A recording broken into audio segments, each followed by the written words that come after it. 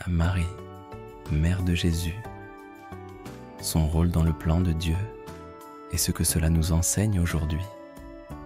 Être humain signifie que nous avons tous besoin d'une mère. Une mère porte, donne naissance et nourrit son enfant pour qu'il grandisse et s'épanouisse. Lorsque le Fils de Dieu est devenu humain, assumant pleinement notre humanité, lui aussi avait besoin d'une mère, comme tout le monde.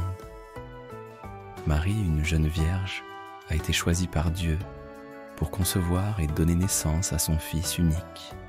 Au concile d'Éphèse, en 431 après Jésus-Christ, Marie a été proclamée Mère de Dieu, Théotokos.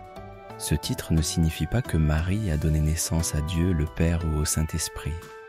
Au contraire, elle a donné naissance à Jésus. Et parce que Jésus est la deuxième personne de la Sainte Trinité faite chair, elle est vraiment la Mère de Dieu.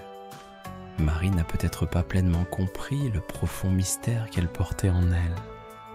Lorsque les bergers ont partagé la vision glorieuse dont ils avaient été témoins à Bethléem, Marie a chéri toutes ces choses, les méditant dans son cœur. Pour entrer profondément dans un tel mystère, il faut la grâce de Dieu. Mais cela exige aussi une attitude de contemplation et de réflexion silencieuse.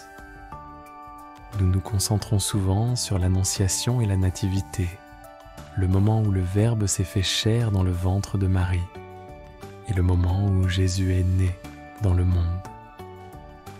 Pourtant, nous ne devons pas négliger les 9 mois où Marie a porté Jésus. Le Fils de Dieu a grandi progressivement dans son ventre, comme tout autre enfant. Si nous voulons amener Jésus au monde aujourd'hui, nous devons nous aussi le laisser grandir en nous, le portant patiemment dans nos vies. Ce processus demande du temps et implique le travail de la naissance spirituelle, y compris la douleur et le sacrifice qui accompagne le fait d'apporter le Christ aux autres. Alors que nous entrons dans une nouvelle année et tournons la première page du calendrier, nous espérons de nouvelles bénédictions et nous nous souhaitons mutuellement bonté et paix.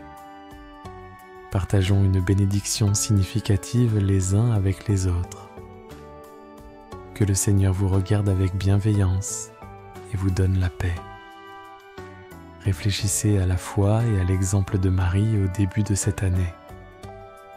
Comment pouvez-vous amener Jésus au monde à votre manière? Aimez, commentez et partagez pour diffuser ce message d'espoir et d'inspiration.